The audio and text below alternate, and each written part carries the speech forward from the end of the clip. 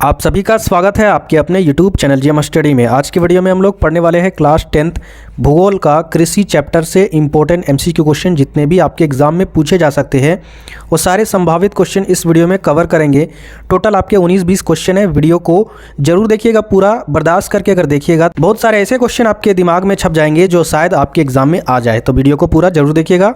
तो चलिए हम लोग पहले क्वेश्चन से स्टार्ट करते हैं। तो यहाँ पर देखिए पहला क्वेश्चन क्या है, निम्नलिखित में से कौन सा उस कृषि प्रणाली को दर्शाता है जिससे एक ही फसल लंबे चौड़े क्षेत्र में उगाई जाती है?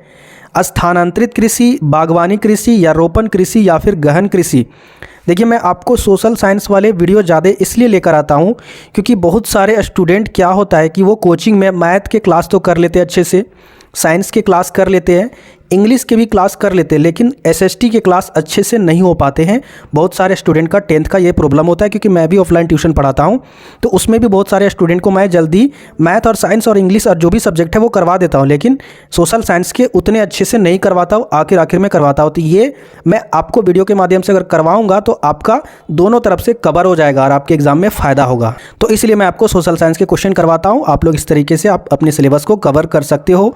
तो यहाँ पर बताइए कौन सा ऑप्शन सही होगा? तो इसका जो ऑप्शन होगा वो है आपका तीसरा, यानी रोपण कृषि। आगे देखते हैं दूसरा नंबर क्या है आपका, इनमें से कौन सी रबी फसल है? रबी फसल किसे कहते हैं ये आपको पता होगा, तो बताइए चावल है, चना है, मोटे अनाज है या फिर कपास? एक होता है खरीफ फसल। तो खरीफ फसल और रबी फसल के बारे में थोड़ा सा मैं आपको जानकारी दे दूं। रबी फसल जिसे शीत ऋतु में बोया जाता है उसे रबी फसल कहते हैं, और खरीफ फसल जिसे वर्षा ऋतु में बोया जाता है। तो बताइए इनमें से उत्तर क्या होगा? यहाँ पर देखिए उत्तर होगा आपका चना। चना को हम लोग रबी फसल कहते हैं और इसे शीत ऋतु में बोते हैं। आगे देखते हैं, और गेहूं भी हो सकता है, अगर यहाँ पर गेहूं ऑप्शन रहता तो वो भी होता रबी फसल में क्योंकि ठंडे के दिनों में उसको बोया जाता है। आगे देखते हैं तीसरा नंबर क्वेश्चन क्या है, निम्नलिखित में कौन सी एक फलीदार फसल है? दालें, ज्वार, तिल या फिर मोटे अनाज या फिर तिल? फलीदार वाले फसल ये बताना है। तो क्या होगा? दालें होंगे। जितने भी दल हैं ना वो सारे फलीदार है। आगे देखते हैं नेक्स्ट 4 नंबर क्वेश्चन, सरकार निम्नांकित में से कौन सी घोषणा फसलों को सहायता देने के लिए करती है? मध्यम सहायता मूल्य, अधिकतम सहायता मूल्य या न्यूनतम सहायता मूल्य या फिर प्रभावी सहायता मूल्य? तो इसका उत्तर क्या होगा? ऑप्शन नंबर तीसरा, यानी न्यूनतम सहायता मूल्य।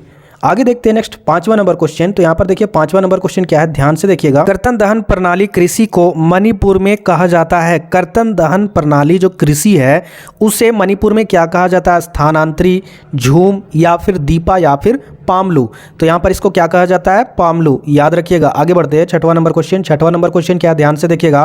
रोपण कृषि फसल का उदाहरण क्या है? चाय, कपास, गेहूं, बाजरा? तो यहाँ पर इसका उत्तर क्या होगा? रोपण कृषि का जो उदाहरण है वो है आपका चाय। आगे देखते हैं 7वां नंबर क्वेश्चन क्या है, भारत में चाय का प्रमुख उत्पादक राज्य कौन सा है? तो बहुत ही सिंपल है आपका असम। ठीक है, असम में चाय की खेती बहुत ही ज़्यादा होती है। आगे देखते हैं 8वां नंबर, रबी फसल का उदाहरण नहीं है।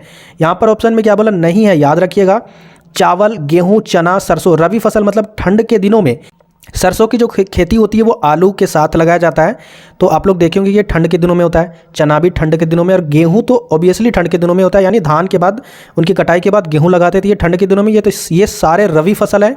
अब ये सारे रबी फसल है तो बाकी बच गया एक चावल जो वर्षा ऋतु में बोया जाता है, इसको बोलते हैं खरीफ फसल, मतलब ये रबी फसल नहीं है। तो उत्तर क्या होगा आपका? चावल। आगे देखते हैं 9 नंबर क्वेश्चन, निम्नांकित में से कौन सा फसल रेशेदार फसल नहीं है? रेशेदार फसल मतलब एक ऐसा फसल जिसमें रेशा लगा होता है, रेशे जैसे फसल होते हैं। तो पहला बताइए यहाँ पर जूट है, दूसरा सन है, तीसरा कपास, चौथा रबर। तो देखिए ये भी रेशादार फसल है, ये भी है और कपास भी है, लेकिन ये रबर जो है वो नहीं होता है। ये पेड़ होता है, रबर का जो फसल होता है, यानी पेड़ लगाते, पेड़ में क्या होता है उसके छाल से एक दूध निकलता है, मतलब वाइट कलर का, उसको एक बर्तन में उसको छानते हैं और उसी से क्या होता है? रबर का निर्माण होता है। तो ये रेशादार नहीं होता है, तो यहाँ पर उत्तर होगा रबर। आगे देखते हैं 10वां नंबर क्वेश्चन। तो 10वां नंबर क्वेश्चन क्या, निम्न में कौन सी एक रेशेदार फसल है? टमाटर, कॉफ़ी, रबड़ या फिर कपास या जूट? तो आपको पता है रेशा किससे निकलता है? कपास और जूट से, तो यही होगा रेशेदार फसल। 11वां नंबर क्वेश्चन क्या है, निम्न में से किस पेय फसल में भारत विश्व का अग्रणी उत्पादक और निर्यातक है? मतलब आपको बताना है कि जो पेय फसल है वो भारत में विश्व का अग्रणी उत्पादक और निर्यात मतलब होता क्या है? मतलब अपने भारत से बाहर भेजना विदेश में। तो सबसे पहले कौन है? चाय को या दही को या कॉफ़ी को या दालें को?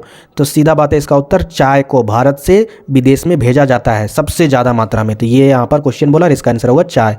आगे देखते हैं 12 नंबर, रेशम उत्पादन के लिए रेशम के कीड़ों को पालना क्या कहलाता है? फ्लोरिकल्चर, सेरीकल्चर या फिर हार्टिकल्चर या फिर एग्रीकल्चर?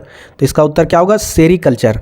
आगे देखते हैं नेक्स्ट 13 नंबर क्वेश्चन, गन्ने का प्रमुख उत्पादक राज्य कहाँ पर है? उत्तर प्रदेश में, कर्नाटक में, बिहार में या पंजाब में? तो सिंपल इसका उत्तर होगा यूपी यानी कर्नाटक में। आपको पता होगा यूपी वाले लोग अधिकतर गन्ने की खेती उधर करते, उधर एरिया में ज़्यादा गन्ने की खेती होती है। आगे देखते हैं यहाँ पर 14 नंबर क्वेश्चन, किस फसल को सुनहरा रेशा भी कहा जाता है? कहवा, कपास, जूट या फिर रबड़? तो इसको बोला जाता है, जूट को बोला जाता है सुनहरा रेशा। आगे देखते हैं 15 नंबर क्वेश्चन, खरीफ फसल का उदाहरण नहीं है। खरीफ फसल ये नहीं है तो क्या होगा? रवि फसल। चावल भी खरीफ फसल है, मक्का भी है, बाजरा भी है, तो मतलब चना क्या है आपका? रवि फसल है। तो यानी ये खरीफ फसल नहीं है, तो उत्तर यही होगा। आगे देखते हैं नेक्स्ट 16 नंबर क्वेश्चन। तो 16 नंबर क्वेश्चन क्या है? निम्नलिखित में से कौन सी फसल दक्कन पठार के शुष्कतर भागों में काली मिट्टी में उगाई जाती है? रबड़। देखिए यहाँ पर इसका आंसर देने का सबसे अच्छा ट्रिक है, काली मिट्टी में मुख्य रूप से कौन सी फसल उगाई जाती है? आपको पता होगा कपास। सीधा इसका आंसर होगा यहाँ पर कपास। क्या हमको जानना है कि पठार में या शुष्कतर भागों में जानना है? सीधा आप यहाँ पर ट्रिक लगाइए ना, काली मिट्टी में कौन सी फसल उगाई जाती है मुख्यतः? आंसर होगा कपास। आगे देखते हैं 17 नंबर क्वेश्चन, निम्नलिखित में से किसके साथ ऑपरेशन फ्लड लागू हुआ? हरित क्रांति, श्वेत क्रांति, नीली क्रांति या फिर औद्योगिक क्रांति? तो यहाँ पर इसका उत्तर क्या होगा? श्वेत क्रांति।